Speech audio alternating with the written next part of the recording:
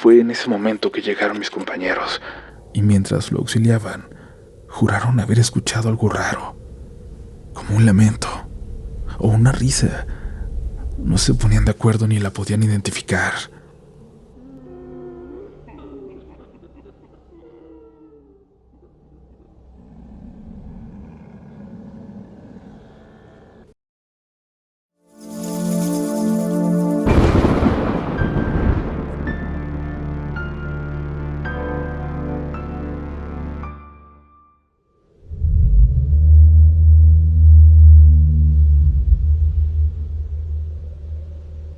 Muy buenas noches, comunidad.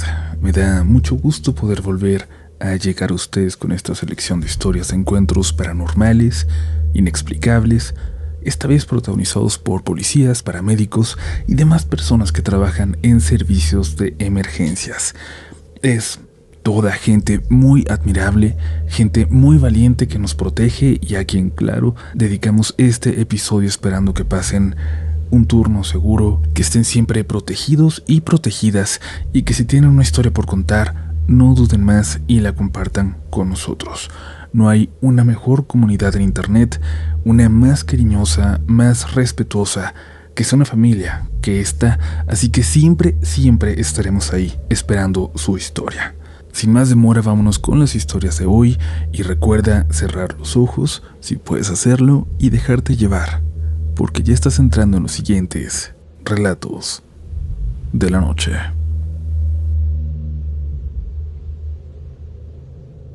Hola, comunidad. Quiero compartirles una de las historias más fuertes que me dejó mi papá. Él falleció en 2020, pero me dejó muchas cosas, no solo materiales. Me dejó anécdotas, ideas, formas de ver el mundo y sobre todo me dejó sus historias, lo que más valoro hoy. Mi papá fue policía por más de 20 años.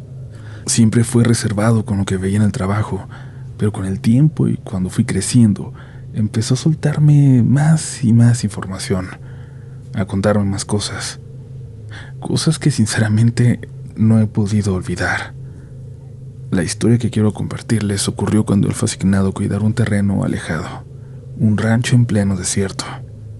No puedo decirles en qué estado ocurrió porque yo sigo viviendo aquí y todavía hay personas que lo conocieron, incluso familiares de otros elementos involucrados, y no quiero que se relacione con mi familia, pero sí puedo decirles que es una zona muy al norte del país y peligrosa.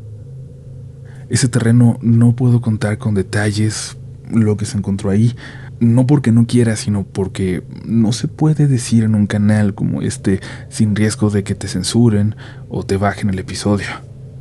Solo diré que se encontraron cosas terribles, fuera de toda lógica, cosas que aunque hayan salido un par de días en las noticias, luego simplemente desaparecieron, se silenciaron. Al principio el lugar estaba vigilado por el ejército, la federal y la policía estatal. Había patrullas, retenes, rondines. Pero ya saben cómo es en México, comunidad. A las pocas semanas se fueron retirando poco a poco, y ya nadie hablaba del lugar.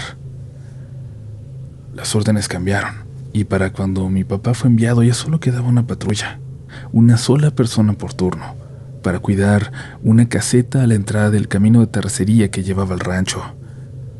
Mi papá me dijo que se iban turnando entre él y otros compañeros, y esto le pasó la primera vez que le tocó estar solo ahí, pasar la noche. La caseta era una construcción sencilla, de madera vieja reforzada con lámina, pero lo que la hacía rara era la puerta. Una puerta de vidrio esmerilado, no completamente opaca, pero tampoco cristalina. Permitía que entrara la luz si algún carro se acercaba, pero desde fuera no se podía ver con claridad quién estaba dentro. Mi papá pensó que podía aprovechar para dormir un rato durante la noche. Estaba muy cansado. Decía que no había movimiento y que nadie pasaba por ahí. Desde adentro no se notaba si estaba dormido. Así que esa noche decidió recostarse un rato. Y ahí fue donde comenzó todo, al dormir. Dice que en sus sueños se veía a sí mismo en la caseta, acostado, tal cual estaba. Y entonces empezaban a llegar figuras, decenas de personas. Caminaban lento, Tenían ropas rasgadas, podridas, como si hubieran estado bajo tierra mucho tiempo. Tenían la piel seca, acartonada, algunos con las mandíbulas desencajadas. Caminaban hacia la caseta desde la nada, saliendo del desierto, todos en silencio, pero todos con la mirada fija en él, como buscándolo, queriendo algo, como si olieran su vida. Él no podía moverse, pero lo veía todo, como si lo observara desde fuera de su cuerpo. Sentía el miedo, sentía la presión. Y cuando se dio cuenta de que las figuras lo estaban rodeando, despertó. Pero su cuerpo seguía medio dormido. Me dijo que sabía que ya estaba despierto, pero todavía sentía parte del sueño. Entonces volteó hacia la puerta y a través del vidrio opaco pudo ver una silueta. Había alguien parado frente a la puerta de vidrio esmerilado. No distinguía los rasgos, pero la figura estaba perfectamente delineada contra la luz tenue de la madrugada, como si hubiera alguien parado justo ahí, observando hacia adentro. Se talló los ojos, intentó despertar por completo, pero cuando volvió la vista a la puerta, la silueta seguía ahí. No se había movido ni un centímetro. Ahí fue cuando sonó el radio. 10-0320, dijo una voz. Eso significaba que tuvieran cuidado, pero no tenía sentido. No había nadie patrullando cerca. Nadie más estaba asignado a esa zona y 320 era justo el punto que él estaba vigilando. En ese momento, como si lo hubiera escuchado, la silueta frente a la puerta levantó los brazos y puso las dos manos sobre el vidrio. Luego acercó la cabeza, como intentando ver hacia adentro, como si supiera que había alguien ahí, como si lo oliera. Mi papá le gritó desde adentro que se identificara, que no podía estar ahí, que el lugar estaba resguardado por la policía. La figura dio un paso hacia atrás. Mi papá no dudó más. Tomó su arma y salió de golpe, abriendo la puerta y apuntando hacia donde había estado la figura, pero ya no había nadie.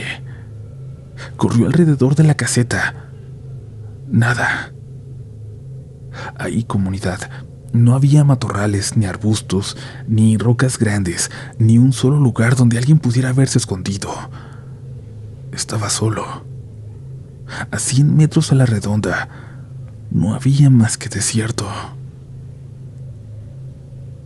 Fue entonces que decidió acercarse al rancho, no porque quisiera, sino porque algo dentro de él le decía que tenía que hacerlo, que no podía ignorarlo, que tenía que ir a revisar.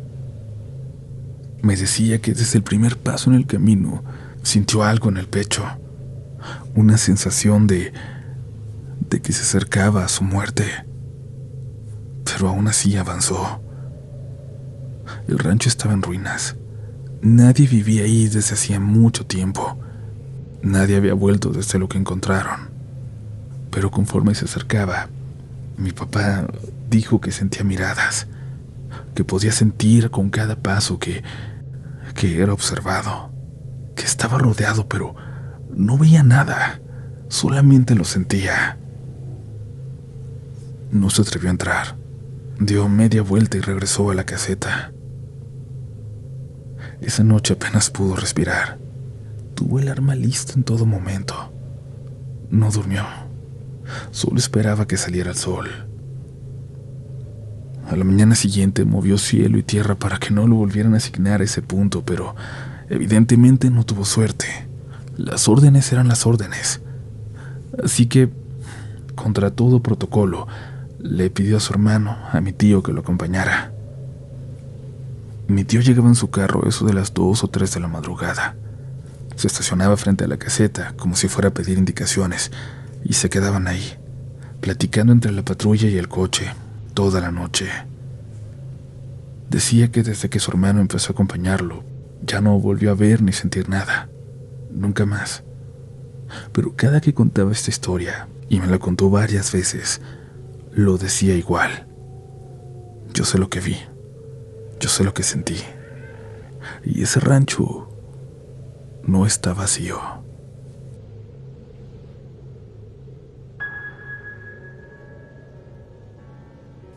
Comunidad, antes de continuar, quiero mandarle un abrazo y mucho ánimo a Edgar, que nos envió el siguiente mensaje que me gustaría compartir con ustedes porque creo que es un gran ejemplo y que vale la pena que lo compartamos con la comunidad. Dice lo siguiente: me gustaría agradecer a la comunidad por compartir sus experiencias. Yo soy escéptico, pero me gusta mucho escucharlas, más en este momento en el que estoy luchando por salir de las adicciones. Me recomendaron distraer mi mente y créanme, me ayuda mucho poder escuchar sus historias mientras trabajo o voy para la casa. De esta manera ya he podido lograr mi primera semana limpio. Sé que para muchos no será mucho tiempo, pero para mí ha sido eterno y muy duro. Aunque, escuchando relatos de la noche, me olvido por momentos del malestar físico y mental. Muchas gracias a todos. Sé que el camino no será fácil, pero gracias a ustedes se ha vuelto menos complicado, más ameno. Con ustedes lo puedo caminar. De todo corazón, a todo aquel que me escuche, le deseo mucho éxito y que Dios bendiga sus hogares.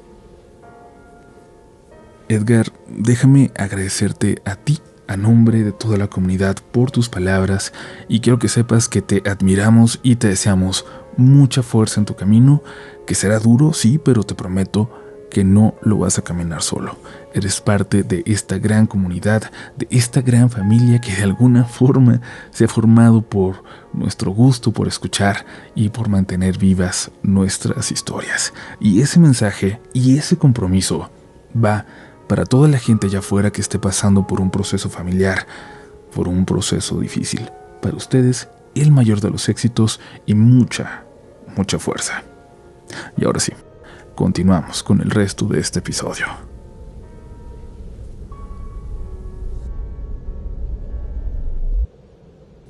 Hola comunidad.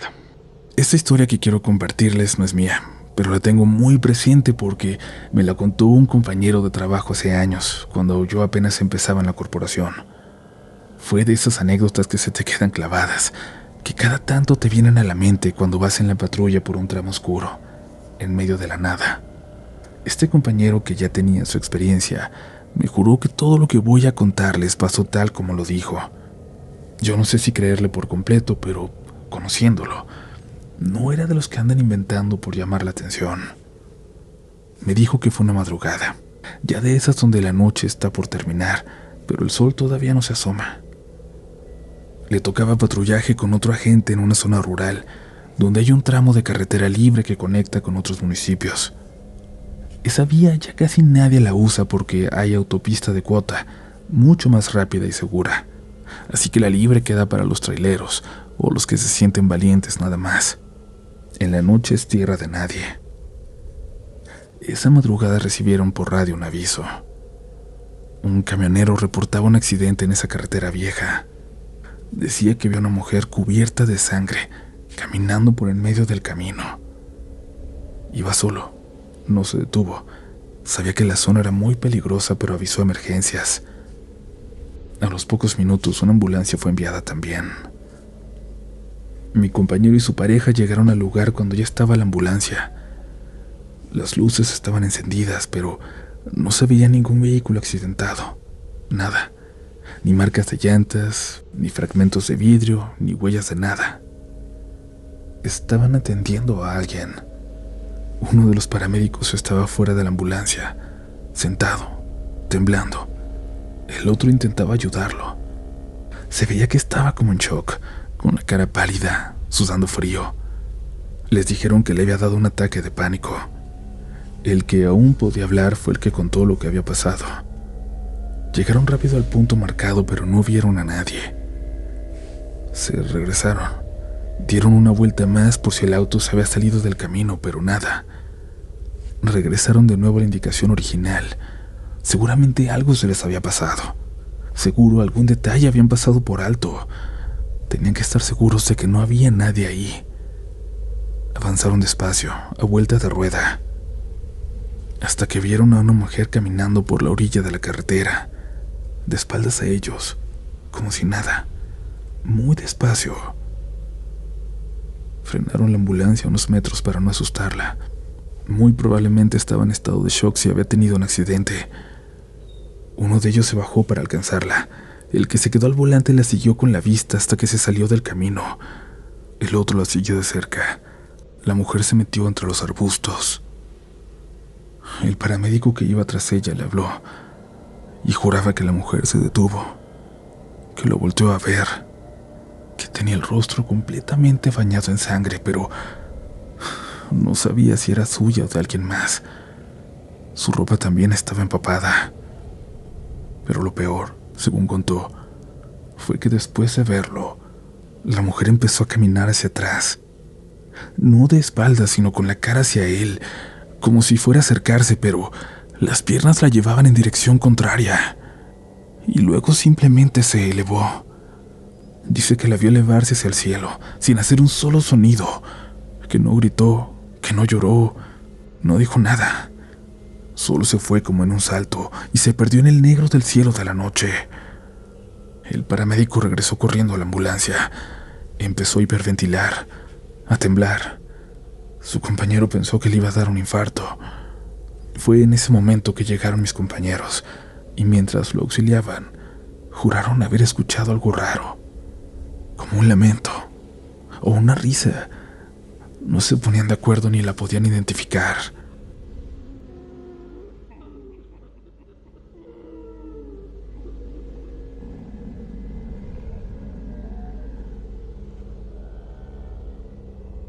Buscaron un rato más.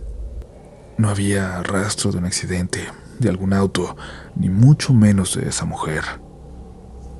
Cuando hicieron el reporte lo dejaron como llamado sin novedad.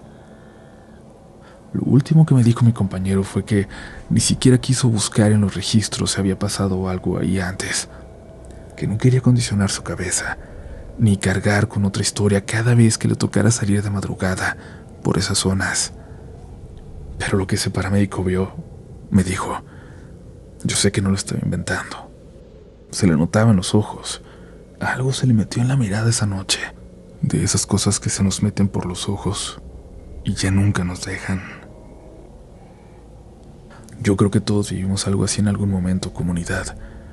Pero a nosotros, los policías, y a todos quienes trabajan en emergencias, creo que nos toca enfrentarnos con más. Incluso con las que tienen que ver más con lo paranormal.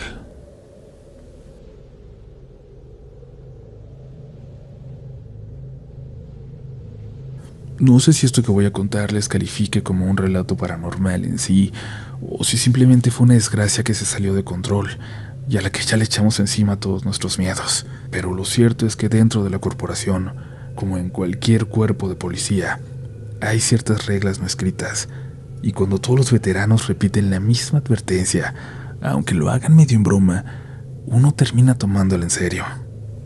A todos los novatos que han estado asignados alguna vez al distrito de la ciudad les han dicho lo mismo. Si estás de guardia y escuchas un llamado desde la Casa Roja de la calle Loma, ignóralo. Y por Casa Roja no me refiero a que sea un burdel o algo por el estilo. No. Literalmente es una casa pintada de rojo encendido, de pintura desgastada por el tiempo, con las ventanas cubiertas por tablas y la puerta principal clavada desde afuera, como si alguien hubiera querido asegurarse de que nada de adentro pudiera salir. Nadie vive ahí, al menos no oficialmente. La casa está abandonada desde hace más de 25 años, según los registros, pero de vez en cuando hay un reporte desde ahí. Algún vecino va a decir que escucha voces. Alguna señora dirá que vio a alguien en la ventana. Algún niño que pasaba va a asegurar que le hablaron desde el interior. Pero cuando va algún policía para verificar, no va a encontrar nada. Ni ruidos, ni movimiento, ni señal alguna de que alguien estuviera ahí. Solo esa casa despintada, con las paredes resecas por el sol y por el tiempo, y esa reja vieja que apenas cuelga de una bisagra. Solo esa casa que de alguna manera extraña nadie se atreve a vandalizar, en la que ninguna persona sin hogar se ha atrevido a refugiarse. Dicen que hace años, cuando todo esto apenas empezaba, mandaron a una patrulla a revisar uno de esos llamados. Entraron. Nada grave.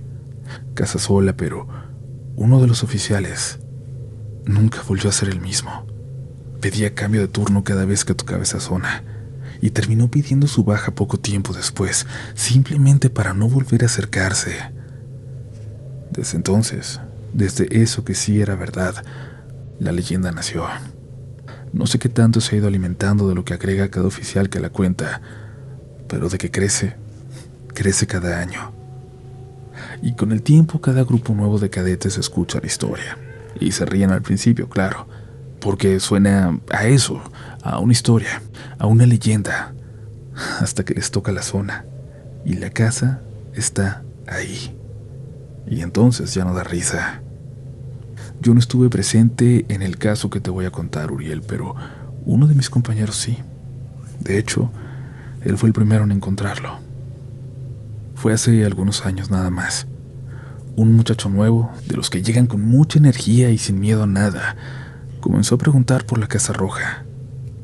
Se la pasaba diciendo que algún día iba a entrar, nomás para quitarle lo místico. Y una noche, sin que nadie lo supiera, lo hizo. Daba un rondín como todas las noches por el distrito y en lugar de seguir el protocolo se desvió. Apagó la radio, dejó la patrulla estacionada a unos metros y entró. No se supo de él hasta horas después, cuando apareció caminando, descalzo, por la avenida principal, desorientado, rasguñado, con la ropa sucia como si lo hubieran revolcado muy feo y la mirada ida. Lo único que decía una y otra vez era que los había escuchado a todos, que estaban abajo, debajo de la casa. Trataron de calmarlo, lo llevaron al hospital, no encontraron absolutamente nada extraño en sus análisis, pero ya no volvió a patrullar, y no porque lo hubieran suspendido, aunque lo merecía. Él mismo pidió que no lo dejaran volver a salir, aunque siguió trabajando en la corporación.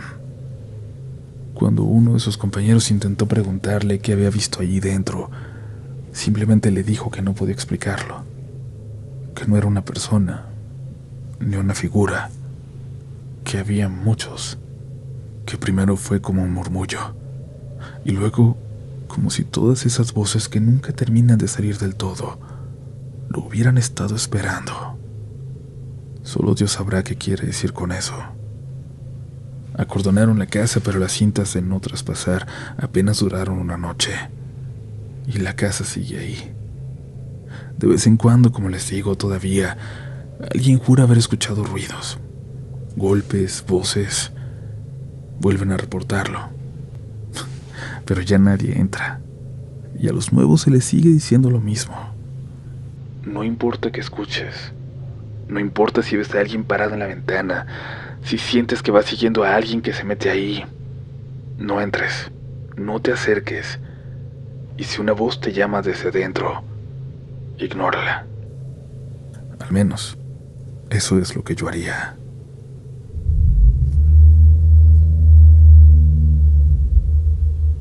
Comunidad, antes de seguir, les recuerdo que nos pueden enviar sus historias a mirelatodelanoche@gmail.com y me interesa mucho pedir a la gente que ya haya encontrado su libro de edición especial, el de pasta dura, que me digan qué opinan de la historia que solo viene incluida ahí, titulada Con el diablo cerca. También lo comento porque hay personas que sé que han comprado el libro pensando que es exactamente igual el contenido y no han revisado que viene un cuento extra, un cuento nuevo. Así que recuerden que ese está ahí en su edición especial hasta el final. Pero miren, no importa cuál se encuentren, con la primera edición o con la segunda, quedan pocos, así que ustedes adquieran la primera que se encuentren. Yo les prometo que se van a pasar un buen rato leyendo. Y acabo de encargar más también para poder obsequiarles, así que muy pendientes al próximo episodio porque vamos a seguir regalando primera edición y segunda edición. Continuamos porque aún no superas del todo el episodio de esta noche. Hola a todos. Hoy me voy a animar a contarles algo que muy poca gente sabe, porque de verdad No es fácil compartir algo cuando sabes que nadie te va a creer. Por suerte, hay muchos testigos de lo siguiente. Por suerte, eso me hace sentir seguro de que no estoy loco, pero ya entenderán lo complicado de esta historia. Y yo no puedo pedir que me comenten si ustedes han vivido algo igual, porque dudo mucho que alguien haya pasado por una situación tan extraña, tan macabra, tan surreal, como la que nosotros vivimos hace unos años. Con nosotros me refiero principalmente a mi compañero Joel y a mí, cuando hace 10 años formábamos parte de una policía comunitaria en el occidente de México. En aquel entonces vivíamos una etapa de relativa calma, porque se había logrado alejar de la zona a algunos grupos delictivos. Por eso nos pusieron juntos a Joel y a mí, patrullando en una camioneta vieja que había donado mi papá, y más que nada haciendo labor de acompañamiento a la comunidad. Ya empezaba a oscurecer, y no faltaba mucho para que nos relevaran. Oficiales más experimentados iban a tomar el turno nocturno como siempre. Andábamos por los caminos cuando, por la radio, alguien nos dijo algo muy extraño, pero que nos llamó la atención de inmediato. Los que anden afuera, miren el cielo. Pensamos en las estrellas, en las nubes, en los colores que a veces se forman justo antes de que anochezca. Pero en cuanto empezamos a buscar allá arriba, entendimos a qué se refería quien nos había hablado por la radio. Algo caía. Parecía un meteorito dejando una larga estela detrás, atravesando el cielo. Caía más lento de lo que yo imaginaba, de lo que llegué a ver a otros en la tele, y atravesaba todo el cielo para dirigirse hacia una zona al oeste, entre las montañas. Hasta tuvimos tiempo de sacar el teléfono y tomarle fotos, con nuestros cacahuatitos pues, con esos teléfonos del Oxxo para los que nos alcanzaba. Pero de igual manera tomamos fotos nomás por tomar, para no decir que no lo hicimos.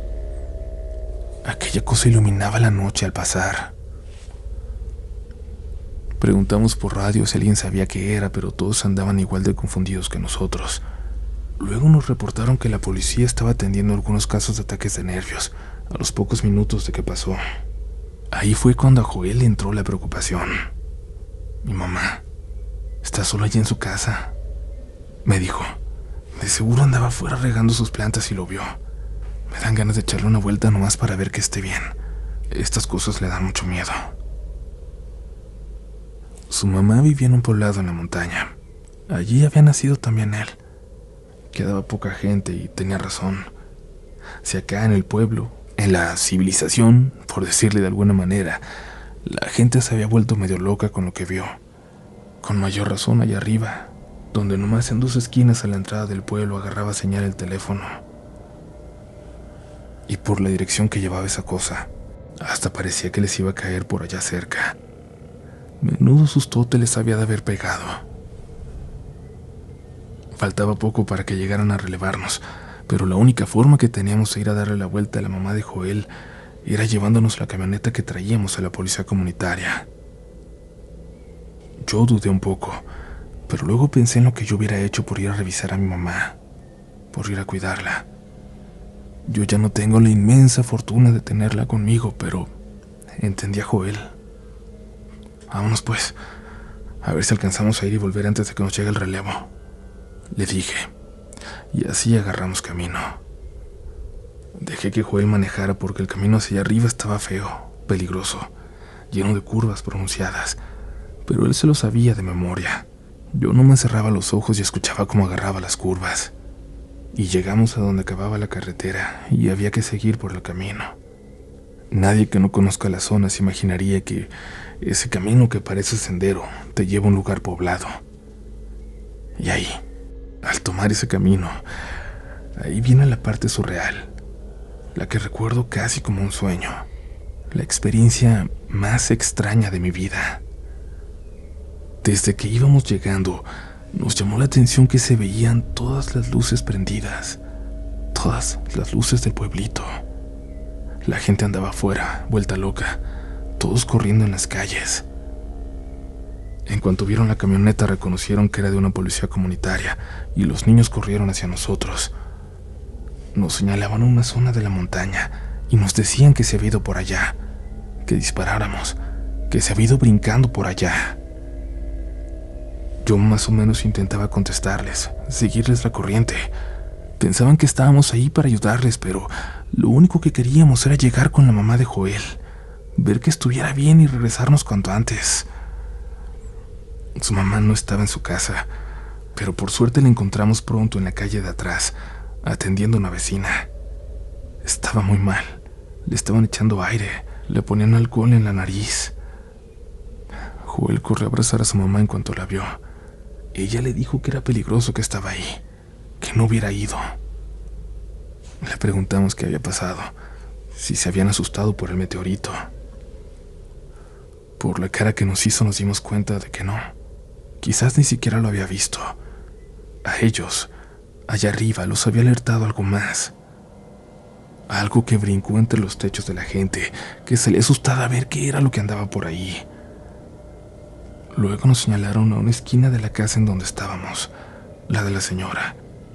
Sobre la estufita, el techo parecía haberse venido abajo.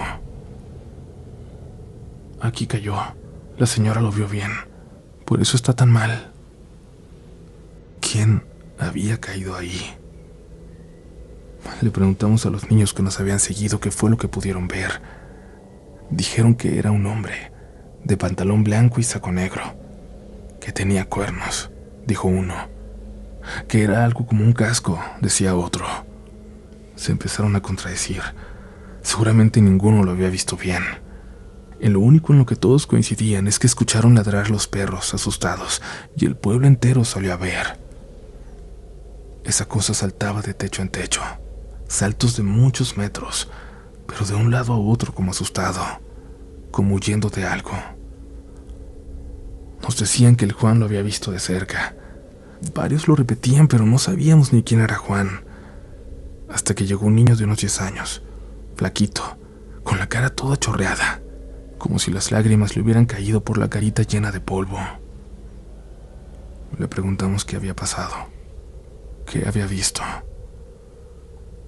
Nos dijo que él venía llegando al pueblo con su abuela, que escucharon el alboroto, que vieron el bulto ese brincar de techo en techo hasta que dio un salto enorme hacia los árboles, un salto de más de 10 metros. Su abuela empezó a rezar, y él, sin decir nada, corrió para ver qué era, siguiéndolo. Se acercó, corrió entre los árboles hasta que llegó a uno donde estaba seguro de haberlo visto caer. Arriba entre las ramas, algo parecía respirar agitado, como asustado, dijo. Como el camino al pueblo es complicado, toda la gente que lo atraviesa de noche lleva linternas. Sacó la suya, opaca y con poca pila, y la dirigió hacia esa cosa. La dirigió hacia él, hacia eso que estaba allá arriba. Dijo que vio una cara como de hombre, pero muy blanca, respirando con dificultad, pelando los dientes como si quisiera amenazarlo, como un animal acorralado a punto de atacar para salvar su vida. El pobre chamaco salió corriendo de ahí junto con su abuela. Algunos hombres del pueblo salieron tirando piedras y armados con palos hacia los árboles. Pensaron que nosotros dos habíamos sido llamados, que habíamos llegado para ayudarles. Pero la verdad es que no teníamos ni idea de qué hacer. Ni Joel ni yo pasábamos de los 20. Por suerte había señal de radio. Reportamos que nos habían llamado, que por eso habíamos ido para allá. Les inventamos que no habíamos tenido señal para avisarles. A la media hora llegó una decena de compañeros. Se fueron rápido para la montaña a ayudar a los pobladores a buscar. No se encontró nada, pero dijeron que en el camino se habían topado un convoy del ejército que subía para otro pueblo en la montaña a toda velocidad. No tengo idea de qué fue lo que se vio, de qué anduvo saltando por el pueblo, de si tenía relación con el meteorito o con lo que buscaba el ejército, pero todos fueron ingredientes para una noche llena de misterio. Una noche de la que ya no se habla mucho más, porque no nos gusta acordarnos de que hay puras preguntas en el aire y ninguna certeza. Les agradezco mucho porque sé que puedo confiar en ustedes. Les agradezco por acompañarme incluso cuando más solo me siento, por hacerme sentir parte de esta hermosa comunidad. Les deseo buenas y tranquilas noches y que Dios me los bendiga a todos. Gracias por la oportunidad de contar mi historia. Gracias por escuchar.